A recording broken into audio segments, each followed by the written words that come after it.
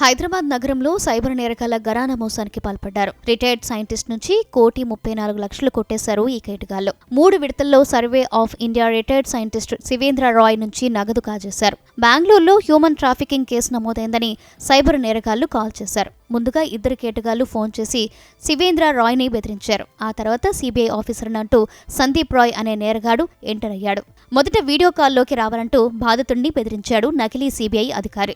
ఆ వీడియో కాల్లో human trafficking కేసులో పెద్ద మొత్తంలో లబ్ధి పొందారంటూ ఆ నకిలీ అధికారి బెదిరింపులకు పాల్పడ్డాడు. బ్యాంక్ అకౌంట్లో ఉన్న డబ్బు ట్రాన్స్ఫర్ చేయాలని బాధితుడిని బెదిరించారు. విచారణ అనంతరం డబ్బులు తిరిగి రిటర్న్ చేస్తామన్నారు నిందితులు. సదరు బాధితుడు నమ్మి విడతల వారీగా 1,34,00,000 ట్రాన్స్ఫర్ చేశాడు. అయితే డబ్బు ట్రాన్స్ఫర్ చేశాక ఆ కేటగాళ్లు స్పందించడం మానేశారు. మోసపోయానని గ్రహించి రాచకొండ సైబర్ క్రైమ్ పోలీసులకు బాధితుడు ఫిర్యాదు చేశాడు. అసలు మోసం ఎలా జరిగింది? సైబర్ క్రైమ్ మోసాల పట్ల ఎలాంటి అప్రమత్తత అవసరం? Rachakonda cyber crime DCP Nagalakshmi ఏం సూచిస్తున్నారు? మా ప్రిన్సిపల్ కరెస్పాండెంట్ జ్యోతి మరిన్ని వివరాలు అందిస్తారు.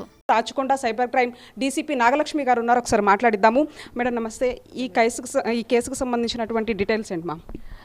ఇది యాక్చువల్గా ఏంటంటే ఒక రిటైర్డ్ సైంటిస్ట్ అనే ఆయన ఒక ఫోన్ కాల్ వస్తుంది.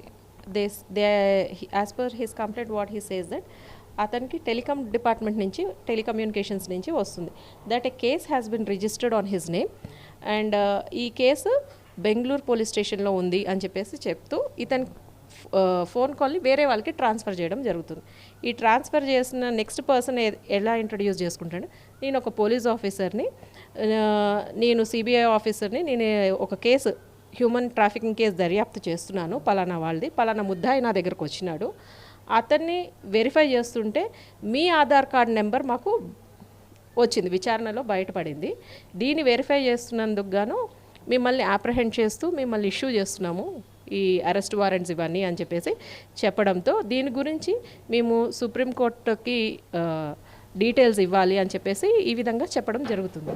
జరిగినప్పుడు మరి out of fear he gives అంటే complainant or the victim pays ransom amount of money that అయితే 2 రోజుల్లో ఈ ట్రాన్సాక్షన్ జరుగుతుంది. మొత్తం 1,34,00,000 పోగొట్టుకుంటాడు అతను. తను ఒక కేసులో ఇరుక్కున్నానని కానీ లేకపోతే అటువైపు సైబర్ నేరగాళ్ళు ఏ విధంగా మోసం చేశారు? లైక్ వాళ్ళు సిబిఐ ఆఫీసర్ అన్నారు, కనీసం ఆ యూనిఫామ్ కానీ అదంతా అట్మాస్ఫియర్ ఏ విధంగా క్రియేట్ చేశారు?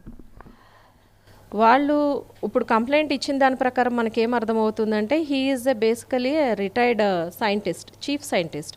అంటే we presume that he has knowledge and awareness, he's educated. Basically ఒక ఎడ్యుకేటెడ్ అయి ఉండి he loss that much amount అంటే he's not aware of the things going around. That is what we can conclude easily. గతంలో చూసాం అంటే Mumbai customs officers నుంచి drugs parcel అన్నది అది ఒక అంటే ఇప్పుడు ఎంఓని చేంజ్ చేసుకున్నారనుకోవచ్చా?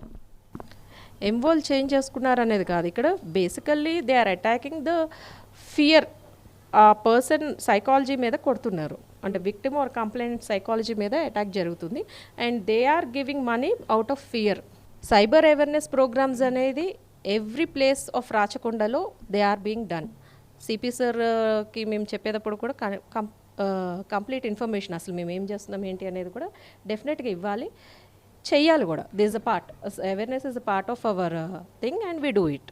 భయపెట్టేటువంటి ప్రయత్నం చేస్తే మాత్రం ఖచ్చితంగా 1930కి ఫిర్యాదు చేయాల్సిందిగా కూడా సైబర్ క్రైమ్ డీసీపీ చెప్తూ ఉన్నారు. జర్నలిస్ట్ రాజుతో కలిసి జ్యోతి టీవీ9 హైదరాబాద్.